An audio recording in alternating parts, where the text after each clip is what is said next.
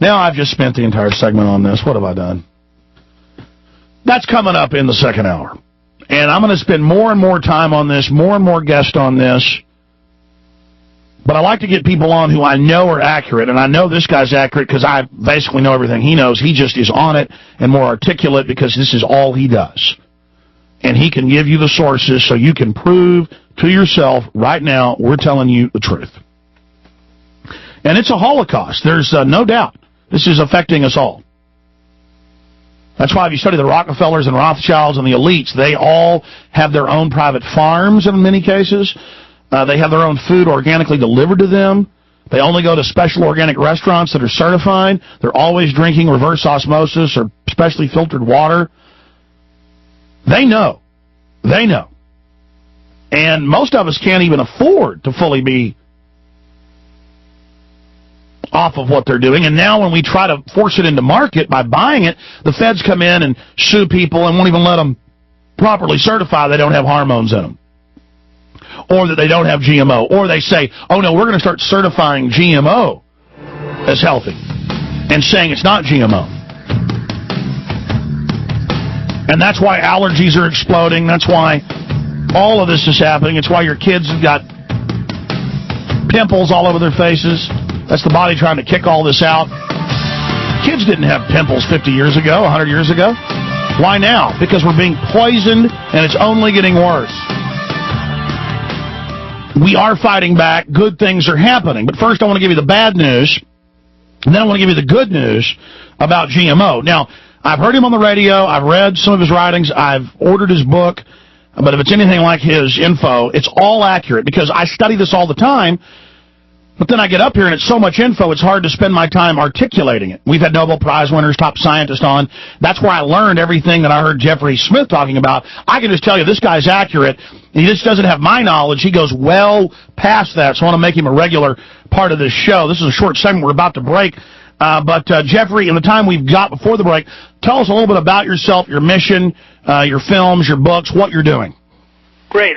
I'm the executive director of the Institute for Responsible Technology, and I've written the books Seeds of Deception and Genetic Roulette.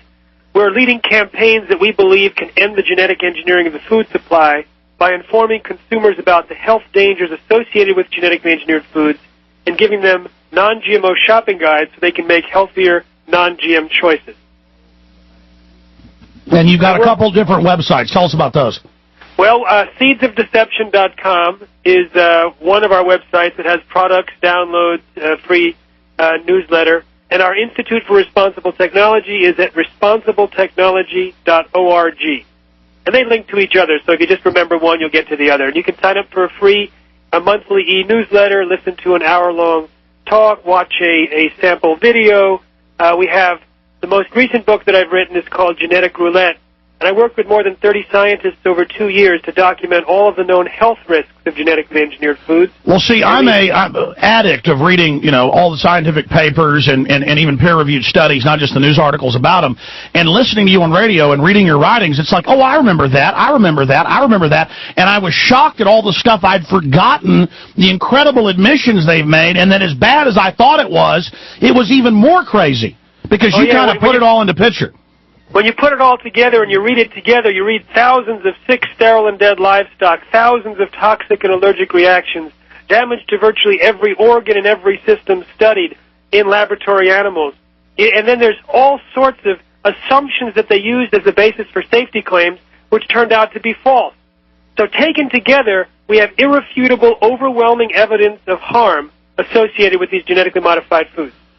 Well, we're going to break, and we're going to come back. Got a long segment coming up. I want you to give us the basic history of it and then go right through how, when they change one gene randomly, and I've had Nobel Prize winners on about this subject who invented this, it randomly changes thousands of others each time there's a new generation of the plant, new amino acids, killing half the mice that were fed it, knowing it's doing it, putting it on the market, genetically engineered pesticides into the food, all the numbers of the milk, the girls at 3 going into puberty. I mean, this is a holocaust. We cannot, I think with words, sir, describe just how bad it is.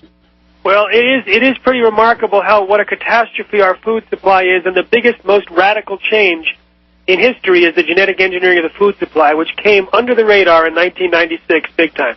I agree. I've interviewed so many experts from so many different fields, and from all of my 13 years of interviewing people on a host of subjects, they believe that genetic engineering is the potentially most dangerous thing we face, more dangerous than thermonuclear weapons.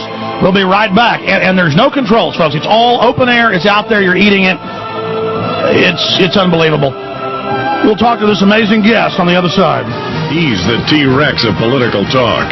Alex Jones on the GCN Radio Network.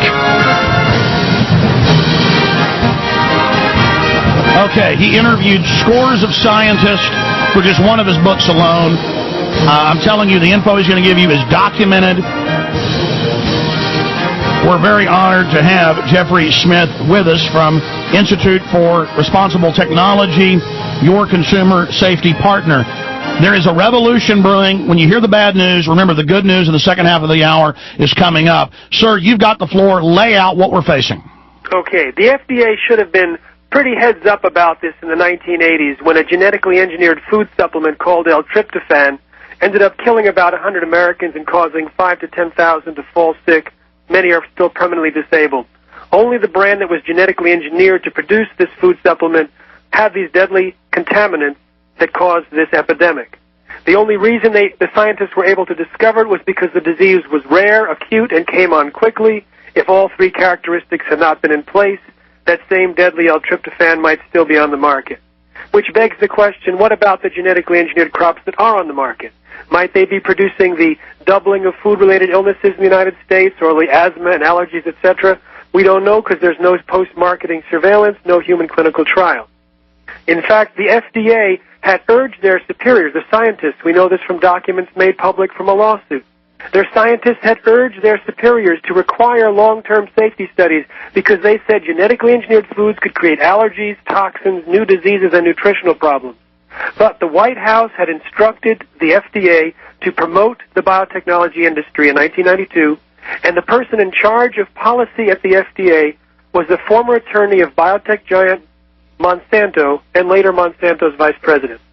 So the policy ignored the scientists, it ignored the science, and allowed the foods on the market with absolutely no safety tests required.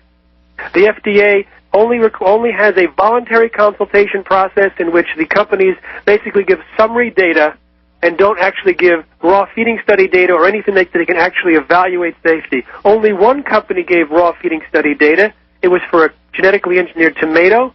It turns out that when it was force-fed the tomatoes, because the rats actually refused to eat it, 7 of 40 died within 2 weeks. Another 7 of 20 had stomach lesions. In the UK, they wanted to do long-term safety studies to prove to consumers that GM foods were safe, so they gave a $3 million grant to Dr. Arpad Pustai, one of the world's leading scientists in his field. He fed supposedly harmless genetically engineered potatoes to rats. It caused potentially precancerous cell growth in the digestive tract, smaller brains, livers, and testicles, partial atrophy of the liver, damaged immune system. And this was because of the process of genetic engineering itself, not the particular change that they made for the potato. He went public with his concerns, was a hero for about 2 days at his prestigious institute, and then 2 phone calls were allegedly placed from the UK Prime Minister's office, forwarded through the receptionist to the director of the institute. The next morning, Dr. Pustai was fired from his job after 35 years and silenced with threats of a lawsuit. His 20-member research team was dismantled, and they never implemented the long-term safety testing protocol. But now he's been vindicated. We've interviewed him several times. Now the studies have come out, and it was right. And he said half the rats that were fed the potato died. I'm going from memory there. Well, in his case, in his particular study, there were no deaths, but there was another study that was done recently on rats, and these were fed genetically engineered soybeans. That was the one. Russian National Academy of Sciences. And they fed it to female adult rats, and it turns out more than half of the offspring died within the first 3 weeks. So the rats themselves that ate it didn't die, but the offspring died. Also, the offspring were on average much smaller, and they couldn't reproduce when they tried to mate them together.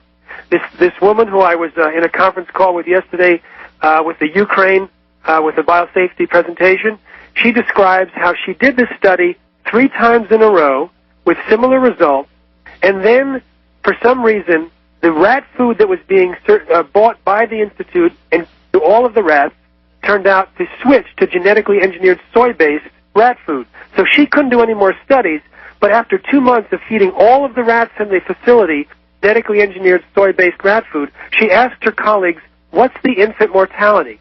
It had shot up to over 55%.